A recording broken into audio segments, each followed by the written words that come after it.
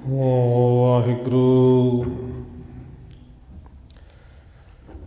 ਇੱਕ ਓੰਕਾਰ ਸਤਿਨਾਮ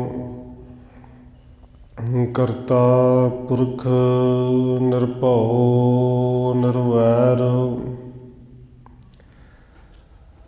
ਅਕਾਲ ਮੂਰਤ ਅਜੂਨੀ ਸੈਭੰ ਗੁਰ ਪ੍ਰਸਾਦ।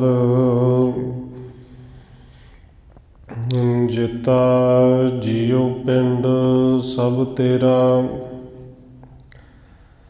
ਤੂੰ ਅੰਤਰਜਾਮੀ ਪੁਰਖ ਭਗਵਾਨ।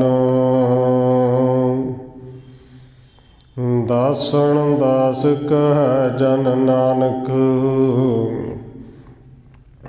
ਜਿਹਾ ਤੂੰ ਕਰਾਹੇ ਤਿਹਾ ਹਉ ਕਰੀ ਵਖਿਆਣ।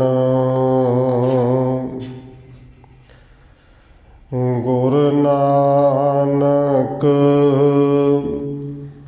ਪਦ ਪੰਕਜ ਬੰਧਨ ਪਾਦ ਪੰਕਜ ਬੰਧਨ। ਸਿਮਰਾ ਅੰਗਦ ਦੁਖ ਨਿਕੰਦਨ।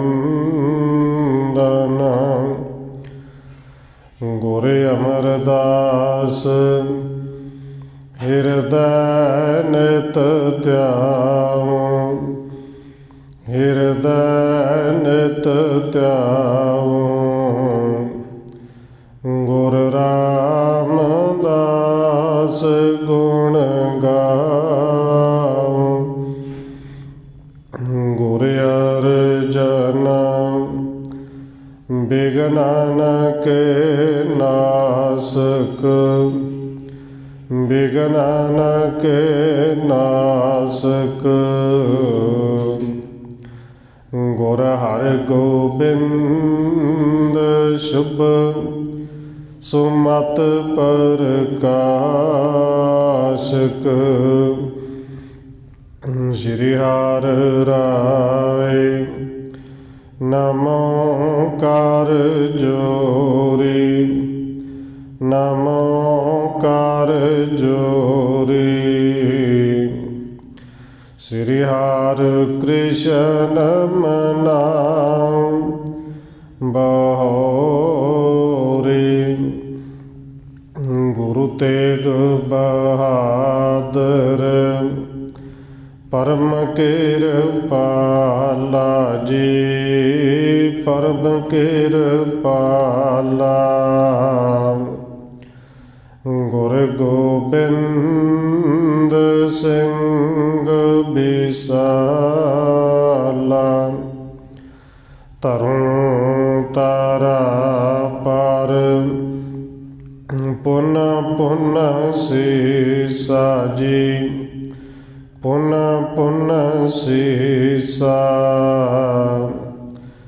ਬੰਦੋ ਬਾਰ ਬਾਰ ਜਗਦੀਸ਼ਾ, ਤਰੁ ਤਾਰਾ ਪਰ ਪੁਨ ਪੁਨ ਸੀਸਾ ਜੀ, ਪੁਨ ਪੁਨ ਸੀਸਾ।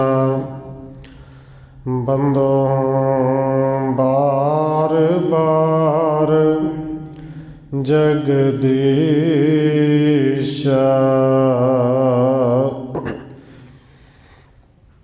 ਜਿਸ ਮੈਂ ਅੰਮ੍ਰਿਤ ਗਿਆਨ ਹੈ, ਮਾਣਕ ਭਗਤ ਬੈਰਾਗ। ਸ਼੍ਰੀ ਗੁਰੂ ਗ੍ਰੰਥ ਸਾਹਿਬ ਉਦਦ, ਬੰਦੋ ਕਰ ਅਨੁਰਾਗ। ਏਕ ਓੰਕਾਰ ਸਤਿਗੁਰੂ ਜਿਹ ਪ੍ਰਸਾਦ ਸਚ ਹੋਏ।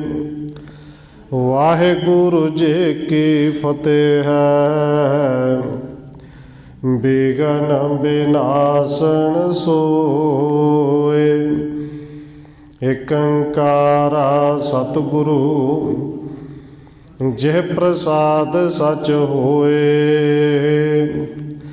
ਵਾਹਿਗੁਰੂ ਜੀ ਕੀ ਫਤਿਹ ਹੈ। ਬਿਗਨ ਬਿਨਾਸਣ ਸੋਏ। ਵਾਹਿਗੁਰੂ ਜੀ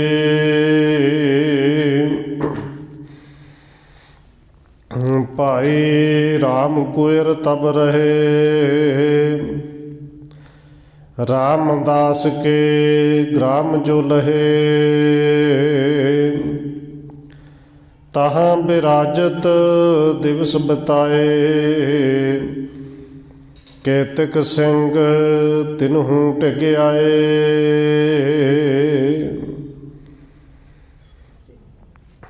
ਪਰਮ ਸਨਮਾਨਯੋਗ ਸਤਿਗੁਰੂ ਚਵਰ ਛਤਰ ਤਖਤ ਦੇ ਮਾਲਕ ਹਾਜ਼ਰਾ ਹਜੂਰ ਜਾਹਰਾ ਜਹੂਰ ਸ਼ਬਦ ਗੁਰੂ ਜੁਗੋਂ ਜੁਗ ਅਟਲ ਸਤਿਗੁਰੂ ਧੰਨ ਸ਼੍ਰੀ ਗੁਰੂ ਗ੍ਰੰਥ ਸਾਹਿਬ ਮਹਾਰਾਜ ਸੱਚੇ ਪਾਤਸ਼ਾਹ ਜੀ ਦੀ ਪਾਵਨ ਪਵਿੱਤਰ ਹਜ਼ੂਰੀ ਅੰਦਰ ਜੁੜ ਬੈਠੇ ਸਤਸੰਗੀ ਜਨੋ, ਆਪ ਜੀ ਵੱਡੇ ਭਾਗਾਂ ਵਾਲੇ ਹੋ ਜੋ ਸਤਿਕਾਰਯੋਗ ਧੰਨ ਮਾਤਾ ਰਾਜ ਕੌਰ ਜੀ ਦੇ ਪਾਵਨ ਅਸਥਾਨ ਗੁਰਦੁਆਰਾ ਮੰਜੀ ਸਾਹਿਬ ਵਿਖੇ ਸ਼ਾਮਾਂ ਦੇ ਦੀਵਾਨਾਂ ਦੀਆਂ ਹਾਜ਼ਰੀਆਂ ਭਰ ਰਹੇ ਹੋ। ਆਓ ਰੋਜ਼ਾਨਾ ਦੀ ਤਰ੍ਹਾਂ ਗੁਰਪ੍ਰਤਾਪ ਸੂਰਜ ਗ੍ਰੰਥ ਦੀ ਚੱਲ ਰਹੀ ਲੜੀਵਾਰ ਇਤਿਹਾਸ ਕਥਾ ਦੇ ਨਾਲ ਅਗਲੇਰੀ ਸਾਂਝ ਪਾਉਣ ਤੋਂ ਪਹਿਲਾਂ ਅਸੀਸ ਬਖਸ਼ਿਸ਼ ਕਰੋ ਜੀ। ਰਸਨਾ ਨੂੰ ਕਰੋ ਪਵਿੱਤਰ। ਜਿਤਨੇ ਵੀ ਜੁੜ ਬੈਠੇ ਹੋ ਲਵਾਓ ਹਾਜ਼ਰੀ, ਆਖੋ ਜੀ ਵਾਹਿਗੁਰੂ ਜੀ ਕਾ ਖਾਲਸਾ ਵਾਹਿਗੁਰੂ ਜੀ ਕੀ ਫਤਿਹ। ਭਾਈ ਰਾਮ ਕੁਇਰ ਤਬ ਰਹੇ। ਰਾਮਦਾਸ ਕੇ ਗ੍ਰਾਮ ਜੋ ਲਹੇ। ਕਵਿਰਾਜ ਕਵੀ ਸੰਤੋਖ ਸਿੰਘ ਜੀ ਲਿਖ ਰਹੇ ਨੇ ਕਿ ਇਹ ਸੂਰਜ ਗ੍ਰੰਥ ਜਿਹੜਾ ਉਹ ਕਿਵੇਂ ਲਿਖਿਆ। ਧੰਨ ਗੁਰੂ ਅੰਗਦ ਦੇਵ ਸੱਚੇ ਪਾਤਸ਼ਾਹ ਜੀ ਤੋਂ ਲੈ ਕੇ 10ਵੇਂ ਪਾਤਸ਼ਾਹ ਧੰਨ ਗੁਰੂ ਗੋਬਿੰਦ ਸਿੰਘ ਮਹਾਰਾਜ ਸੱਚੇ ਪਾਤਸ਼ਾਹ ਜੀ ਤੱਕ, ਬੰਦਾ ਬਹਾਦਰ ਸਾਹਿਬ ਜੀ ਤੱਕ, ਇਹ ਸਾਰਾ ਇਤਿਹਾਸ ਜਿਹੜਾ ਕਿਹੜੇ ਢੰਗ ਦੇ ਨਾਲ ਮਿਲਿਆ, ਕਿਵੇਂ ਲਿਖਿਆ, ਉਹ ਸਾਰਾ ਇੱਥੇ ਵਰਣਨ ਕਰ ਰਹੇ ਨੇ। ਅਤੇ ਕੱਲ੍ਹ ਦੇ ਪ੍ਰਕਰਨਾਂ ਦੇ ਵਿੱਚ ਆਪ ਜੀ ਨੇ ਸਰਵਣ ਕੀਤਾ ਸੀ ਕਿ ਬਾਬਾ ਬੁੱਢਾ ਸਾਹਿਬ ਜੀ ਦੇ ਅੰਸ਼ ਵੰਸ਼ ਵਿੱਚੋਂ ਭਾਈ ਰਾਮ ਕੁਇਰ ਜੀ, ਜਿਨ੍ਹਾਂ ਨੇ 10ਵੇਂ ਪਾਤਸ਼ਾਹ ਜੀ ਨੂੰ ਗੁਰਤਾ ਗੱਦੀ ਦਾ ਤਿਲਕ ਦਿੱਤਾ, ਸ਼ਸਤਰ ਦਿੱਤੇ, ਕਲਗੀ ਦਿੱਤੀ, ਜਿਗਾ ਅਤੇ ਦਸਤਾਰ ਇਹ ਉਸ ਘਰ ਦੇ ਵਿੱਚੋਂ ਭੇਟ ਆਉਂਦਾ ਹੁੰਦਾ ਸੀ, ਉਹ ਦਿੱਤਾ। ਧੰਨ ਗੁਰੂ ਕਲਗੀਧਰ ਪਾਤਸ਼ਾਹ ਜੀ ਖਾਲਸਾ ਪੰਥ ਪ੍ਰਗਟ ਕਰਕੇ ਆਪ ਸਤਿਗੁਰੂ ਜੀ ਜੋਤੀ ਜੋਤ ਸਮਾ ਗਏ। ਔਰ ਕਵੀ ਸੰਤੋਖ ਸਿੰਘ ਜੀ ਕਹਿੰਦੇ ਨੇ ਕਿ ਭਾਈ ਰਾਮ ਕੁਇਰ ਜੀ ਉਸ ਤੋਂ ਬਾਅਦ ਫਿਰ ਰਹੇ ਔਰ ਉਹ ਰਮਦਾਸ ਪਿੰਡ ਦੇ ਵਿੱਚ ਆ ਕੇ ਰਹਿਣ ਲੱਗੇ। ਤਹਾਂ ਬਿਰਾਜਤ ਦਿਵਸ ਬਿਤਾਏ। ਕੇਤਕ ਸਿੰਘ ਤਿਨਹੂ ਟਿਗ ਆਏ। ਭਾਈ ਰਾਮ ਕੁਇਰ ਜੀ ਰਮਦਾਸ ਪਿੰਡ ਦੇ ਵਿੱਚ ਰਹਿ ਕੇ ਜੀਵਨ ਜਿਹੜਾ ਬਤੀਤ ਕਰਨ ਲੱਗੇ। ਔਰ ਇੱਕ ਦਿਨ ਕੁਝ ਸਿੰਘ ਜਿਹੜੇ ਨੇ ਉਹ ਭਾਈ ਰਾਮ ਕੁਇਰ ਨੂੰ ਮਿਲਦੇ ਵਾਸਤੇ ਆਏ ਨੇ। ਸਾਹਿਬ ਸਿੰਘ ਆਦਿਕ ਬੁੱਧਵਾਨ, ਜਿਨ ਕੇ ਸਤਿਗੁਰ ਪਦ ਕੋ ਧਿਆਨ।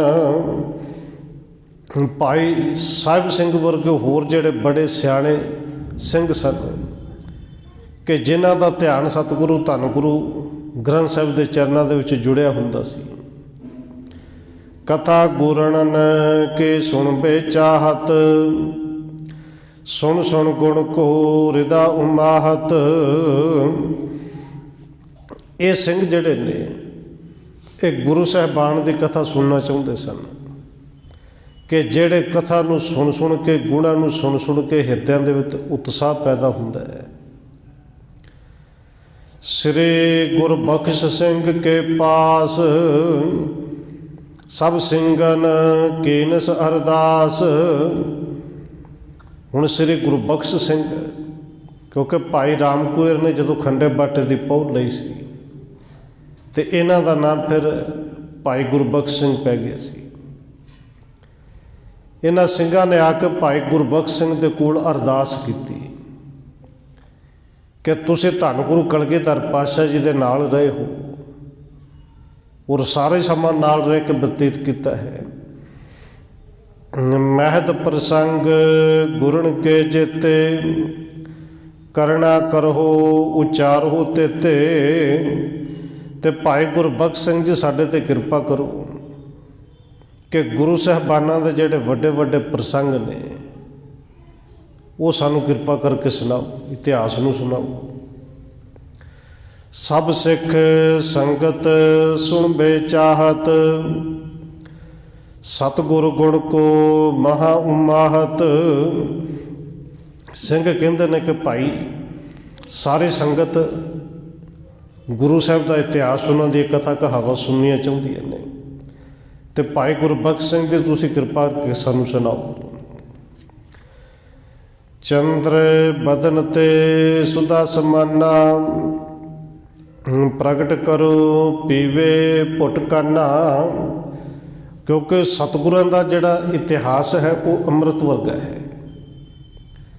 ते किन्ना चंगा होवे ये चंद्रमा वर्गा जिहड़ा आप जी का मुख है, दर्शनी मुख है। ते जे अमृत इस मुख दे विचों निकले भाव कि तुसीं कथा सुनाओ ते तुहाडे मूँह दे विचों निकलिया होया वैसे बोल भी हर एक बोल अमृत वर्गा है। ते अमृत वर्गी कथा जे तुहाडे मूँह तो असीं सुनीए तो असीं चाहुंदे कि एक एक बचन उहनूं अमृत समझ के असीं छकीए। तुसीं सुनाओ। कमल बदन मकरंद बचन है पोप सिंह अबिलाखत मन है। सिंह कहते हैं कि तुहाडा मुखड़ा जिहड़ा वो कमल के फुल वर्गा खिड़िया होया है। तुहाडे मुख तो निकलने वाले बचन जिहड़े ने बिल्कुल शहद वर्गे मिठे ने ते सारे संगत सारे सिंह जिहड़े ने वो भौरे बन के इस अमृत नूं इस रस नूं पीना चाहते हैं। भाई राम कुएर सुन सरोण कहो चाहत गुर गुण सुख पाउण। ये सुन के भाई राम कुएर जी कहते हैं कि भाई गुरु साहब जी की कथा सुखां दे घर भाव गुरु साहब की जिहड़ी कथा है वो सचमुच अमृत वर्गी है। वो तो साडा भी चित करदा कि उन्होंने गाई जाइए कही जाइए। यह प्रसंग सुन श्रोता सारे मिल संतोख सिंह निकट उचारे। कहते ये जड़ा प्रसंग अगे शुरू होने लगा ना ये सारा प्रसंग उन्होंने सिंघां ने भाई राम कुएर तो सुनिया तो फिर सारा प्रसंग अगे कवि संतोख सिंह नूं सुनाया। इन्हां विचों कुछ ਸਿੰਘਾਂ ने लिखिया वो जिन्ना को लिखिया कहण तो पावे कि जो भाई राम कुएर ने लिखवाया उस इतिहास नूं आधार बना के कवि संतोख सिंह ने फिर उस इतिहास नूं कविता का रूप दिता, उस इतिहास नूं लिखिया। राम कुएर के पूर्व कथा हमें सुनावो हुई जथा। कहते सारे मिल के कवि संतोख सिंह जी के कोल गए जिन्हों ने प्रसंग सुनिया जिन्हों ने पढ़िया। भाई कवि संतोख सिंह नूं जाके सिंह कहते हैं कि भाई सब तो पहलों तो सानू भाई राम कुएर की कथा सुनाओ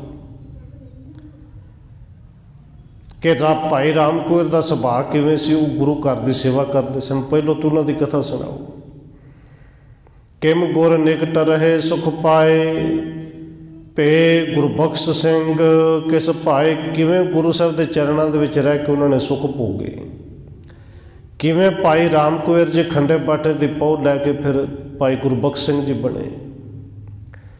करो चरित्र प्रथम इनकेरा पुन उचर हो इतिहास वडेरा। कवि संतोख सिंह नूं सिंह कहते हैं कि भाई पहलों तो भाई गुरबख्श सिंह का जिहड़ा चरित्र है उन्होंने वर्णन करके सुनाओ क्योंकि तुहाडी कविता दे विच भी बड़ा रस है। तो फिर सारा इतिहास जिहड़ा कविता रूप में बना के सानू सुनाओ। ਕਵ ਇਮ ਸੁਣ ਸਰੋਤਨ ਤੇ ਬਾਨੀ, ਰਾਮ ਕੋਇਰ ਕੇ ਕਥਾ ਬਖਾਨੇ। ਸਰੋਤਿਆਂ ਤੋਂ ਇਸ ਤਰ੍ਹਾਂ ਸੁਣ ਕੇ ਕਿ ਕਵੀ ਸੰਤੋਖ ਸਿੰਘ ਜਦੋਂ ਗ੍ਰੰਥ ਲਿਖ ਰਹੇ ਸਨ, ਨਾਨਕ ਪ੍ਰਕਾਸ਼ ਗ੍ਰੰਥ ਜਿਹੜਾ ਉਹਦਾ ਨਾਮ ਵੀ ਗੁਰਪ੍ਰਤਾਪ ਸੂਰਜੀ ਭਾਵੇਂ ਕਿਹਾ ਜਾਂਦਾ ਹੈ, ਉਹ ਲਿਖਿਆ ਗਿਆ ਸੀ, ਉਹ ਲਿਖ ਰਹੇ ਸਨ। ਸਰੋਤਿਆਂ ਤੋਂ ਸੁਣ ਕੇ ਫਿਰ ਭਾਈ ਕਵੀ ਸੰਤੋਖ ਸਿੰਘ ਜੀ ਨੇ ਸਭ ਤੋਂ ਪਹਿਲੋਂ ਕਹਿੰਦੇ, ਫਿਰ ਪਹਿਲੋਂ ਭਾਈ ਰਾਮ ਕੋਇਰ ਜੀ ਦੀ ਕਥਾ ਸੁਣ। ਕੁਛਕ ਚਰਿੱਤਰ ਕਹੂੰ ਤਿਨ ਕੇਰਾ, ਪਟਤ ਸੁਣਤ ਸੁਖ ਦੇਤ ਕਨੇਰਾ। ਕਵੀ ਸੰਤੋਖ ਸਿੰਘ ਜੀ ਕਹਿੰਦੇ ਨੇ ਕਿ ਭਾਈ ਰਾਮ ਕੋਇਰ ਜੀ ਦੇ ਕੁਛ ਕੁ ਚਰਿੱਤਰ ਮੈਂ ਕਹਾਂਗਾ, ਕਿਉਂਕਿ ਉਹ ਬ੍ਰਹਮ ਗਿਆਨੀ ਸਨ, ਬ੍ਰਹਮ ਨੂੰ ਮਿਲੇ ਹੋਏ ਸਨ। ਉਹਨਾਂ ਦਾ ਪ੍ਰਤਾਪ ਇੰਨਾ ਕਿ ਸਾਰੀ ਕਥਾ ਨਹੀਂ ਕਹੀ ਜਾ ਸਕਦੀ, ਪਰ ਉਹਨਾਂ ਦੀ ਜਿੰਨੀ ਵੀ ਕਥਾ ਕੋਈ ਪੜ੍ਹੇਗਾ ਸੁਣੇਗਾ, ਉਹ ਕਥਾ ਸੁਖ ਦਿੰਦੀ ਹੈ, ਸੁਖ ਦੇਗੀ। ਮਨ ਵਾਂਛਤ ਫਲ ਪ੍ਰਾਪਤ ਹੋਵੈ, ਸੰਤਤ ਪਾਪ ਸਭਨ ਕੋ ਖੋਵੈ। ਇਹ ਕਥਾ ਜਿਹੜਾ ਸੁਣੇਗਾ, ਜਿਹੜਾ ਪੜ੍ਹੇਗਾ, ਮਨ ਇੱਛਤ ਫਲਾਂ ਦੀ ਪ੍ਰਾਪਤੀ ਹੋਵੇਗੀ, ਸਾਰੇ ਕੀਤੇ ਹੋਏ ਪਾਪ ਦੂਰ ਹੋ ਜਾਣਗੇ। ਬਿਮਲ ਮਤੇ ਹੋਏ ਲਹਿ ਸੁਖ ਧਾਮ, ਲਿਵ ਲਾਗੇ ਸਿਮਰਨ ਸਤਨਾਮ। ਇਸ ਇਤਿਹਾਸ ਨੂੰ, ਇਸ ਕਥਾ ਨੂੰ ਜਿਹੜਾ ਪੜ੍ਹੇਗਾ ਸੁਣੇਗਾ, ਮੱਤ ਉਜੜ ਹੋਵੇਗੀ, ਗੁਰੂ ਘਰ ਦੇ ਵਿੱਚ ਲਿਵ ਲੱਗੇਗੀ, ਸੁੱਖ ਮਿਲੇਗਾ। ਇੱਥੋਂ ਤੱਕ ਕਿ ਸਤਨਾਮ ਵਾਹਿਗੁਰੂ ਦੇ ਵਿੱਚ ਲਿਵ ਵੀ ਜੁੜੇਗੀ, ਪਿਆਰ ਵੀ ਬਣੇਗਾ। ਇੱਥੇ ਕਵੀ ਰਾਜ ਨੇ ਇਹ ਅਧਿਆਇ ਖਤਮ ਕੀਤਾ ਹੈ ਔਰ ਅਗਲਾ ਅਧਿਆਇ, ਤੀਸਰਾ ਅਧਿਆਇ ਸ਼ੁਰੂ ਕਰਦੇ ਹੋਇਆ ਭਾਈ ਰਾਮ ਕੋਇਰ ਦੇ ਬਾਰੇ ਫਿਰ ਸੁਣਾਉਂਦੇ ਨੇ। ਦੋਹਰਾ ਹਸਤਾ ਮਲਕ ਸਮਾਨ ਔਰ ਜਿਨ ਕੇ ਦ੍ਰਿੜ ਬ੍ਰਹਮ ਗਿਆਨ, ਸ੍ਰੀ ਬੁੱਢਾ ਸਾਹਿਬ ਭਏ ਨਮੋ ਬੰਦ ਕਰ ਪਾਨ।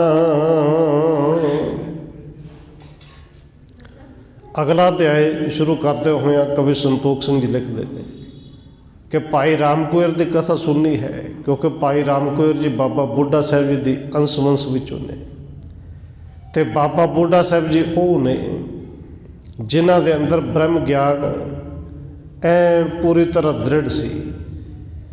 ਕਿਉਂਕਿ ਬਾਬਾ ਬੁੱਢਾ ਸਾਹਿਬ ਜੀ ਦੇ ਅੰਸ਼ ਵੰਸ਼ ਵਿੱਚੋਂ ਉਹਨਾਂ ਦੀ ਕਥਾ ਸ਼ੁਰੂ ਕਰਨੀ ਹੈ। ਸਭ ਤੋਂ ਪਹਿਲਾਂ ਬਾਬਾ ਬੁੱਢਾ ਸਾਹਿਬ ਦੇ ਚਰਨਾਂ ਦੇ ਵਿੱਚ ਮੇਰੀ ਨਮਸਕਾਰ ਹੈ।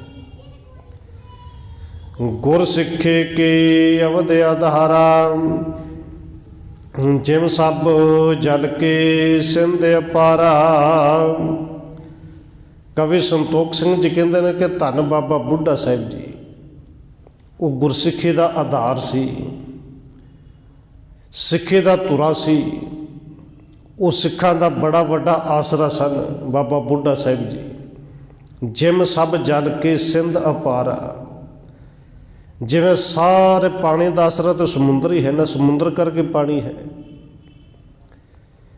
ਇਵੇਂ ਸਾਰੀ ਸਿੱਖੀ ਦਾ ਜਿਹੜਾ ਆਸਰਾ ਹੈ ਉਹ ਬਾਬਾ ਬੁੱਢਾ ਸਾਹਿਬ ਜੀ ਸਨ। ਮਾਰ ਤੰਡ ਜਿਮ ਤੇਜ ਪ੍ਰਚੰਡੇ, ਕਹਿੰਦੇ ਜਿਵੇਂ ਤੇਜ ਦੇ ਵਿੱਚੋਂ ਜੇ ਤੇਜ ਤਪਸ਼ ਵੇਖਣੀ ਹੋ ਤਾਂ ਸਭ ਤੋਂ ਜ਼ਿਆਦਾ ਤਪਸ਼ ਫਿਰ ਸੂਰਜ ਦੀ ਹੈ ਨਾ ਜੀ। ਪਤਾ ਨਹੀਂ ਕਿੰਨੇ ਕੁ ਉੱਚਾ, ਪਰ ਫਿਰ ਵੀ ਗਰਮੀਆਂ ਦੇ ਵਿੱਚ ਜਦੋਂ ਚਮਕਦਾ ਫਿਰ ਸਾਰੇ ਪਾਸੇ ਧੰਨ ਧੰਨ ਹੀ ਕਰਾ ਦਿੰਦਾ ਹੈ।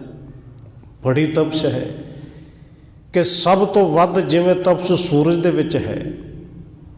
ਕਵੀ ਸੰਤੋਖ ਸਿੰਘ ਜੀ ਕਹਿੰਦੇ ਨੇ ਇਵੇਂ ਜੇ ਸਿੱਖੀ ਵੇਖਣੀ ਹੋਵੇ, ਸਭ ਤੋਂ ਵੱਧ ਸਿੱਖੀ ਬਾਬਾ ਬੁੱਢਾ ਸਾਹਿਬ ਜੀ ਵਿੱਚ ਹੈ। ਜਥਾ ਅਖੰਡਲ ਭੂਤਲ ਖੰਡੇ, ਕਹਿੰਦੇ ਜਿਵੇਂ ਇੰਦਰ ਦੇਵਤਾ, ਇਹ ਮੰਨਿਆ ਕਿ ਉਹਨੇ ਸਾਰੀ ਧਰਤੀ ਨੂੰ ਜਿੱਤਿਆ, ਅਤੇ ਧਰਤੀ 'ਤੇ ਜਿੰਨੇ ਰਾਜੇ ਨੇ ਸਾਰੇ ਰਾਜਿਆਂ ਦਾ ਆਧਾਰ ਇੰਦਰ ਦੇਵਤਾ ਹੈ। ਹੁਣ ਉੱਥੇ ਮਹਿਮਾ ਕਰਦੇ ਨੇ ਕਿ ਇਸੇ ਤਰ੍ਹਾਂ ਬਾਬਾ ਬੁੱਢਾ ਸਾਹਿਬ ਜੀ ਸਿੱਖਾਂ ਦੇ ਵਿੱਚੋਂ ਸਿੱਖੀ ਦਾ ਆਧਾਰ ਨੇ। ਜਥਾ ਸਿਮਾ ਕੀ ਛਾਉਣੀ ਹੈ, ਵਾਯੂ ਮਹਿਦ ਬੇਗ ਕੀਲ ਹੈ। ਕਹਿੰਦੇ ਜਿਵੇਂ ਛਿਮਾ ਕਰਨ ਦੀ ਸਮਰੱਥਾ ਜੇ ਵੇਖਣੀ ਹੋਵੇ ਤੇ ਸਭ ਤੋਂ ਵੱਧ ਖਿਮਾ ਕਰਦੀ ਹੈ ਧਰਤੀ। और गुरु अर्जन देव जी के पावन बचन भी ने, जो बसता को खोदा है को चंदन लेप, वो नहीं परवाह करते भावें उन्होंने को खोद दवे तो भावें चंदन का लेप कर दे। उनदे विच बर्दाश्त करन दे, खिमा करन दे सब तो वध समर्थ है धरती च।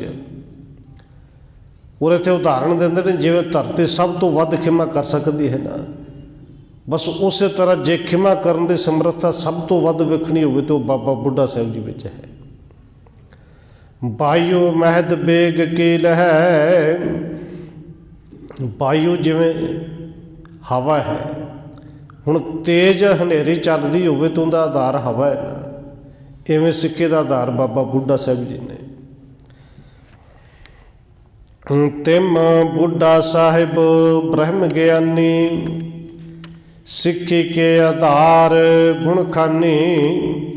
इत्थे कुछ को उदाहरणा दे के कवि संतोख सिंह जी कहते हैं, जिवें उन्हां दे विच समर्थ है, धरती विच समर्थ है, जिवें सब तो वध पानी समुंदर विच है, जिवें सब तो वध तेज सूरज विच है, सब तो वध पानी समुंदर विच है, इवें सिक्खी दे विचों वेखणी होवे ते सब तो वध सिक्खी बाबा बुढ़ा साहिब जी। तिन बुढ़ा साहिब ब्रह्म ज्ञानी, सब तो वध ब्रह्म दा ज्ञान उन्हां दे अंदर। सिक्खे के आधार गुण खाने, गुणा दे खाण तो है ही ने, वो सिक्खी दा आधार भी ने। तिन को सो जस कहा लो कही है, जीवन मुक्त अवस्था लही है। ते कवि संतोख सिंह जी कहते हैं, वो बाबा बुढ़ा साहिब जी, उन्हां दा जस कित्थों तक कहीए, उन्हां दा जस वर्णन करन तो परे है, पर इन्ना कहीए कि वो जिउंदिया जी मुक्त सन, जीवन मुक्ति उन्होंने प्राप्त की सी।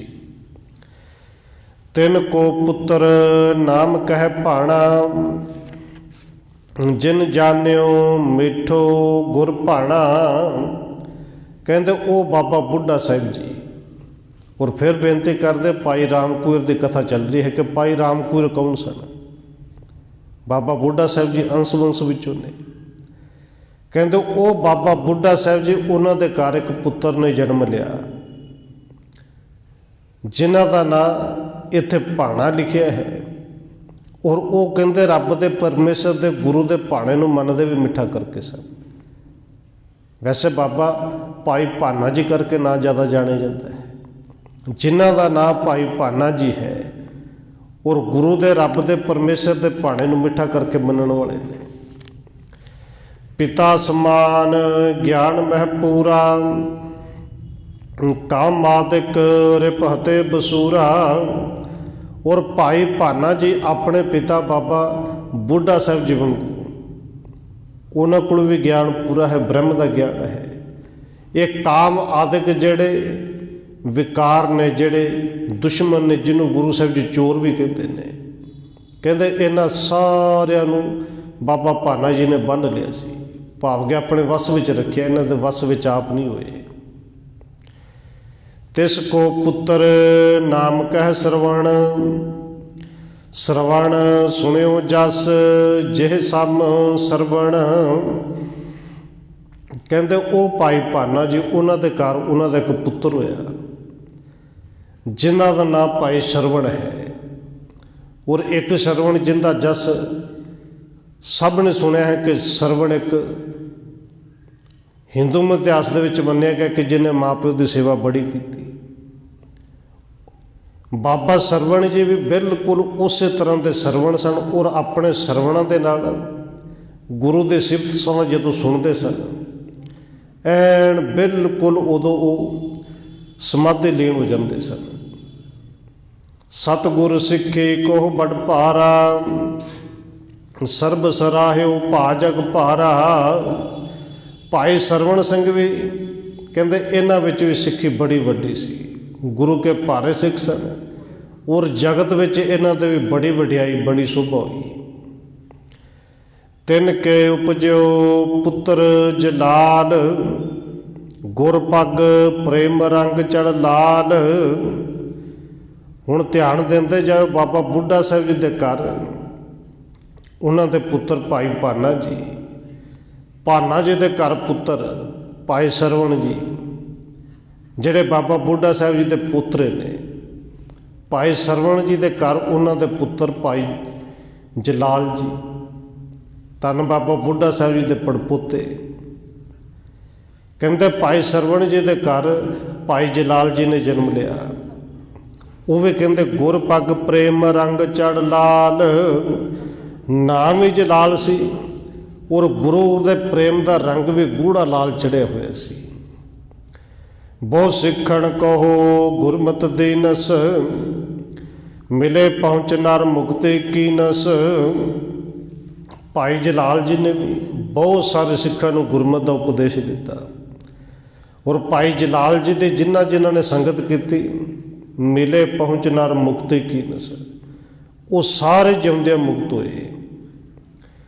ਤਿਸ ਕੋ ਪੁੱਤਰ ਨਾਮ ਕਹਿ ਝੰਡਾ, ਜਿਸ ਕੋ ਜਸ ਜਾਹਰ ਜਿਮ ਝੰਡਾ।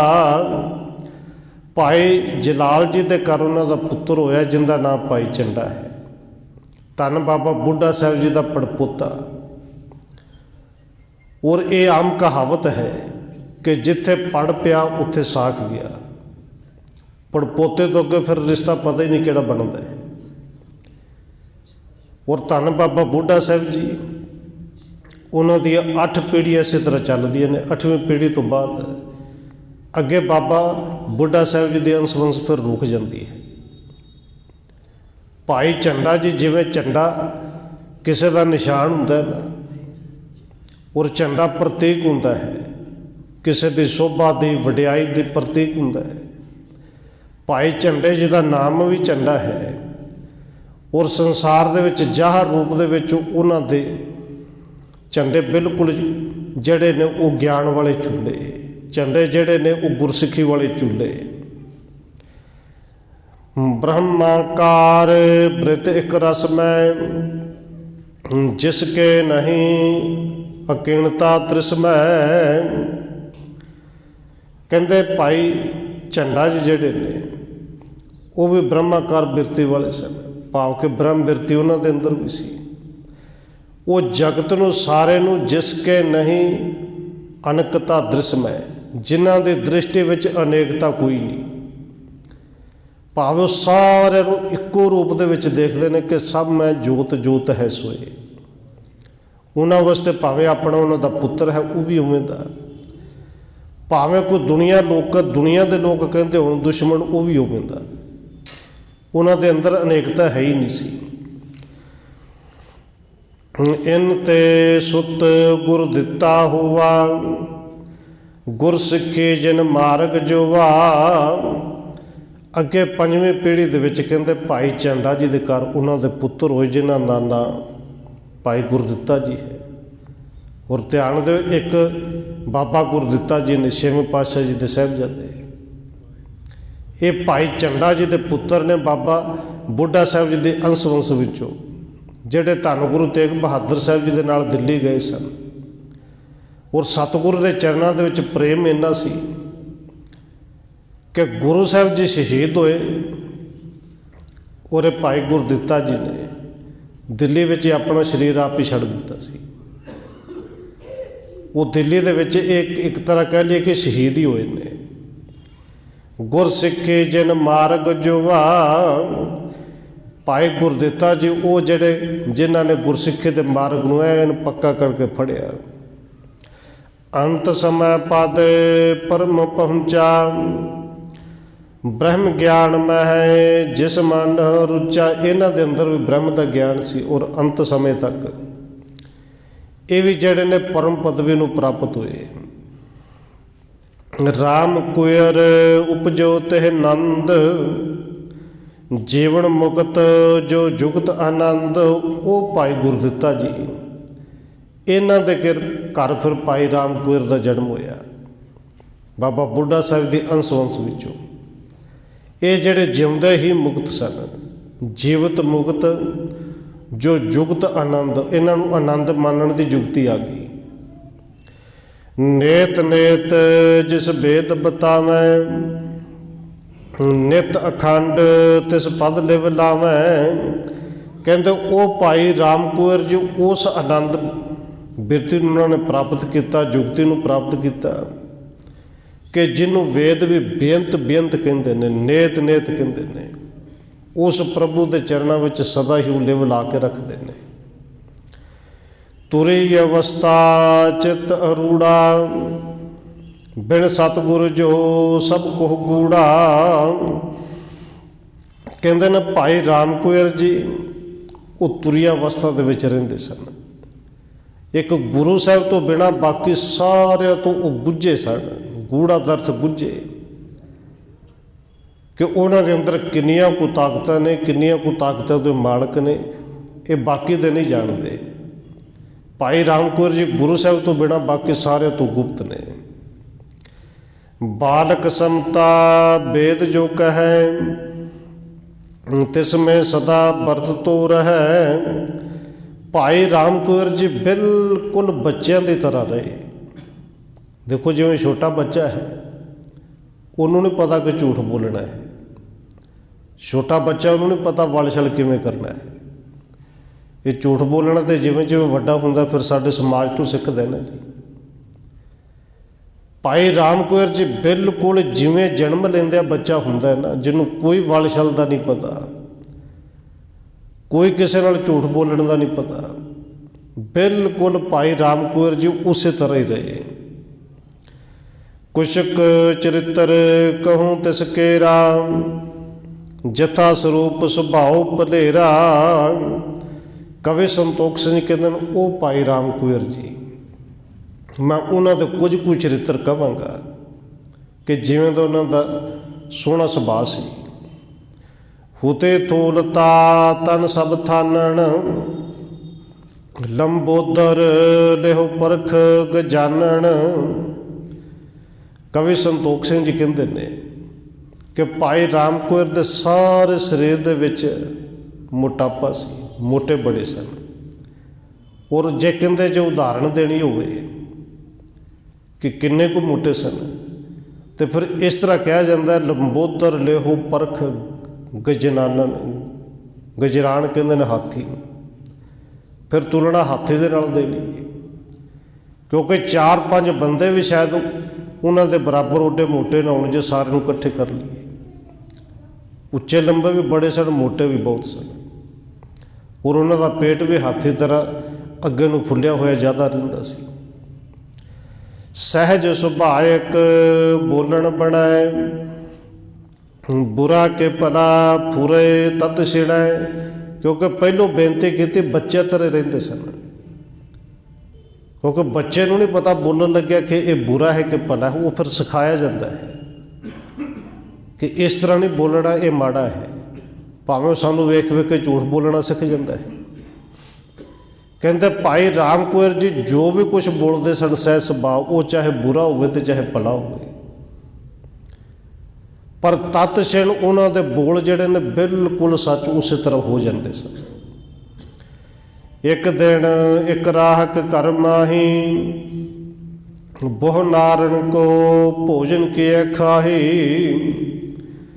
ਕਹਿੰਦੇ ਇੱਕ ਸਮੇਂ ਇੱਕ ਜ਼ਿਮੀਂਦਾਰ ਨੇ ਆਪਣੇ ਘਰ ਵਿੱਚ ਆਪਣੇ ਮਰਿਆ ਹੋਏ ਦੇ ਸੰਬੰਧੀ, ਜਿਹਨੂੰ ਆਪਾਂ ਵਰੀਣਾ ਕਹਿ ਦਿੰਦੇ, ਬਰਸੀ ਕਹਿ ਦਿੰਦੇ, ਭਾਵੇਂ ਉਰਖਿਮਾ ਕਰਨਾ ਗੁਰਮਤ ਵਿੱਚ ਨਹੀਂ, ਕਿਉਂਕਿ ਲੋਕ ਉਦੋਂ ਵੀ ਵੇਖੋ ਵੇਖੀ ਕਰਦੇ ਸਨ ਕਿ ਜਿਵੇਂ ਗਰੜੂ ਪੁਰਾਣ ਦੇ ਵਿੱਚ ਲਿਖਿਆ ਅੱਜ ਵੀ ਕਰੀ ਜਾਂਦੇ ਨੇ।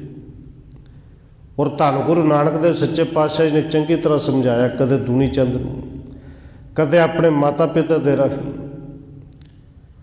ਔਰ ਬਾਬਾ ਕਬੀਰ ਜੀ ਨੇ ਤਾਂ ਸ਼ਬਦ ਵੀ ਬੜੇ ਵਰਤੇ ਨੇ ਵੀ ਮਰਿਆ ਹੋਇਆਂ ਦੇ ਨਾਂ ਦਾ ਤੇ ਕਰ ਲਈਏ, ਜ਼ਰੂਰ ਕਰੀਏ, ਪਰ ਜੇ ਉਹਨਾਂ ਤੱਕ ਪਹੁੰਚਦਾ ਹੋਵੇ ਤਾਂ ਕਰੀਏ ਨਾ। ਉਹ ਤਾਂ ਕਾਂ ਕੁੱਤੇ ਖਾ ਜਾਂਦੇ ਨੇ ਵੀ ਦੁਨੀਆ ਦੇ ਲੋਕੋ ਤੁਸੀਂ ਕਿੱਥੇ ਭੁੱਲੇ ਜੇ।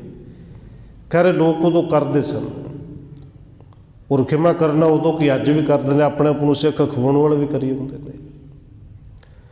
ਜ਼ਿਮੀਂਦਾਰ ਨੇ ਮਰਿਆ ਹੋਇਆਂ ਦੇ ਨਿਮਿਤ ਬਰਸੇ ਤੇ ਪਿੰਡ ਵਾਲਿਆਂ ਦਾ ਭੋਜਨ ਕੀਤਾ, ਪਿੰਡ ਦੇ ਬੰਦੇ ਬੁਲਾਏ। ਔਰ ਉਦੋਂ ਸਮਾਂ ਐਸਾ ਵੀ ਸੀ ਕਿ ਕਿਸੇ ਵੀ ਤਰ੍ਹਾਂ ਦਾ ਕੋਈ ਵਿਸ਼ੇਸ਼ ਤੌਰ 'ਤੇ ਕਿਸੇ ਦਿਨ ਦਿਹਾੜੇ ਲੰਗਰ ਤਿਆਰ ਕਰਨਾ ਤਾਂ ਸਭ ਤੋਂ ਪਹਿਲੋਂ ਥਾਲ ਗੁਰਦੁਆਰੇ ਜਾਣਾ। ਉਸੇ ਤਰ੍ਹਾਂ ਇਸ ਜ਼ਿਮੀਂਦਾਰ ਨੇ ਵੀ ਕੀਤਾ। राम कुयर के टिगले गए, पायस सिता घृत एक मए। ਕਹਿੰਦੇ ਜ਼ਿਮੀਂਦਾਰ ਨੇ ਪਿੰਡ ਵਾਲਿਆਂ ਨੂੰ ਭੋਜਨ ਛਕਾਉਣ ਤੋਂ ਪਹਿਲੋਂ ਸਭ ਤੋਂ ਪਹਿਲੋਂ ਥਾਲ ਭੋਜਨ ਦੇ ਭਰੇ, ਕਿਸੇ ਦੇ ਵਿੱਚ ਖੀਰ, ਕਿਸੇ ਦੇ ਵਿੱਚ ਕੜਾਹ, ਕਿਸੇ 'ਚ ਖੰਡ ਘਿਓ, ਜੋ ਕੁਛ ਭੋਜਨ ਬਣਾਇਆ ਸੀ ਸਾਰੇ ਭਰ ਲਏ। ਜਾਏ ਅਗਾਰੇ ਥਾਲ ਟਿਕਾਇਵ, ਰੁਚ ਸੋ ਸਵਾਦਲ ਕਰ ਕਰ ਖਾਇਵ। ਉਹ ਥਾਲ ਭਰ ਕੇ ਜਾ ਕੇ ਭਾਈ ਰਾਮ ਕੌਰ ਦੇ ਸਾਹਮਣੇ ਟਿਕਾ ਦਿੱਤੇ। ਹੁਣ ਭਾਈ ਰਾਮ ਕੌਰ ਜੀ ਨੂੰ ਸਾਰੇ ਖਾਧੇ ਭੋਜਨ, ਕਿਉਂਕਿ ਵਿਸ਼ੇਸ਼ ਤੌਰ 'ਤੇ ਬਣੇ ਸਨ। ਖੰਡ ਵੀ ਸੀ, ਖੰਡ ਦੇ ਵਿੱਚ ਘਿਓ ਵੀ ਸੀ, ਖੀਰ ਵੀ ਸੀ, ਕੜਾਹ ਵੀ ਸੀ, ਨਾਲ ਜਲੇਬੀ ਵੀ ਬਣੇ ਹੋਏ ਸਨ। ਉਹ ਬੜੇ ਸਵਾਦ ਦੇ ਨਾਲ ਖਾਧੇ ਜੀ।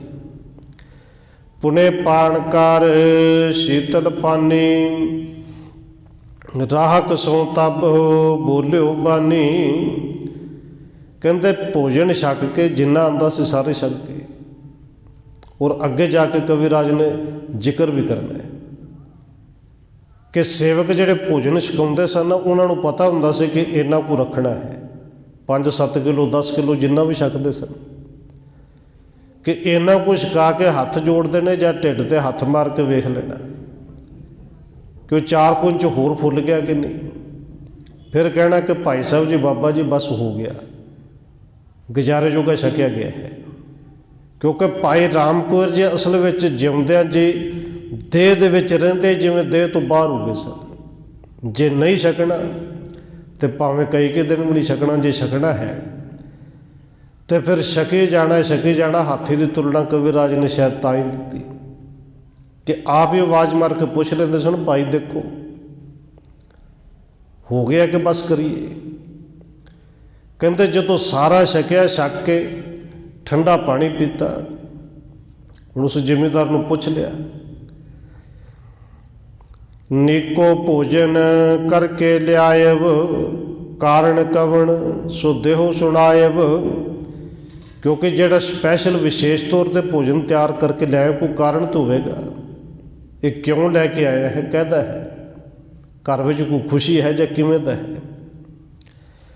ਹਾਥ ਜੋਰ ਤਿਨ ਕਹਿਓ ਬੁਝਾਈ, ਹੁਤੋ ਖਿਆਹ ਭੋਜਨ ਸਮੁਦਾਇ। ਖਿਆ ਦਾ ਅਰਥ ਹੋਈ ਜਾਂ ਬਰਸੀ ਕਹਿ ਲਓ, ਬਰੇਣਾ ਕਹਿ ਲਓ, ਮਰਿਆ ਹੋਏ ਦਾ ਨਿਮਿਤ।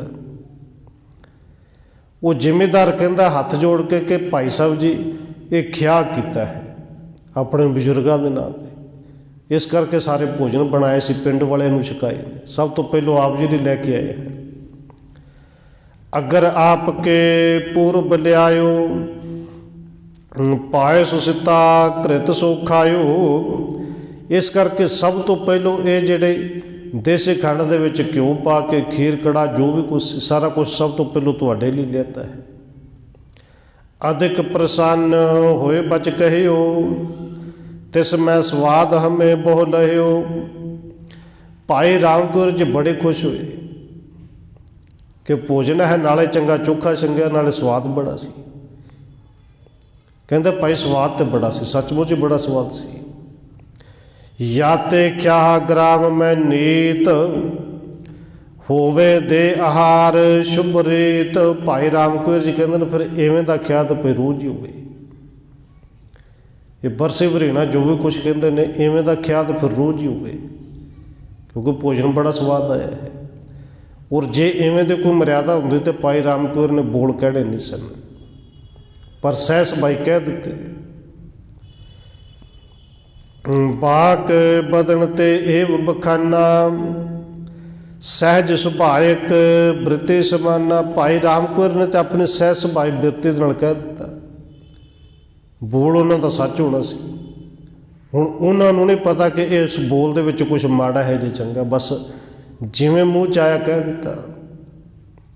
ਤਿਸ ਦਿਨ ਤੇ ਮ੍ਰਿਤ ਨਰ ਹੋਏ ਏਕ, ਗਮਣੇ ਜੰਪੁਰ ਜਬੇ ਅਨੇਕ। ਬਸ ਉਸ ਦਿਨ ਤੋਂ ਪਿੰਡ ਵਿੱਚ ਇੱਕ ਰੋਜ਼ ਦੀ ਮੌਤ ਹੋਣ ਲੱਗ ਗਈ। ਕਦੇ ਕੋਈ ਬਜ਼ੁਰਗ ਚੜ੍ਹ ਗਿਆ ਗੱਡੇ, ਕਦੇ ਕੋਈ ਬੱਚਾ ਚੜ੍ਹ ਗਿਆ, ਇੱਕ ਮੌਤ ਰੋਜ਼ ਦੀ ਹੋਣ ਲੱਗ ਗਈ। ਹੁਣ ਪਿੰਡ ਦੇ ਵਿੱਚ ਰੌਲਾ ਪੈ ਗਿਆ। ਅੱਗੇ ਜਿਵੇਂ ਪਿੰਡ ਵਾਲਿਆਂ ਨੇ ਫਿਰ ਖਿਮਾ ਬਖਸ਼ਾਉਣੀ ਹੈ, ਜਿਵੇਂ ਉਹਨਾਂ ਦੇ ਬੋਲ ਸਹਿ ਸੁਭਾਏ ਕਵੀ ਸੰਤੋਖ ਸਿੰਘ ਕਹਿੰਦੇ ਨੇ, ਜੋ ਕਹਿੰਦੇ ਨੂੰ ਸੱਚ ਹੋ ਜਾਂਦੇ ਸਨ। ਉਹ ਰਹਿੰਦਾ ਪ੍ਰਸੰਗ ਆਪਾਂ ਕੱਲ੍ਹ ਵਿਚਾਰਾਂਗੇ ਸਮੇਂ ਦੇ ਮੁਤਾਬਕ।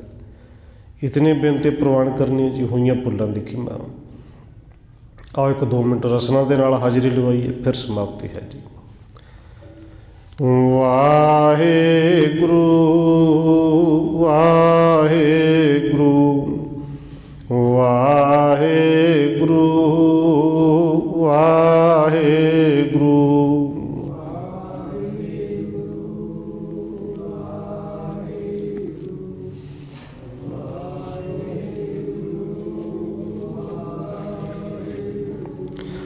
ਵਾਹਿਗੁਰੂ ਵਾਹਿਗੁਰੂ ਵਾਹਿਗੁਰੂ ਵਾਹਿਗੁਰੂ।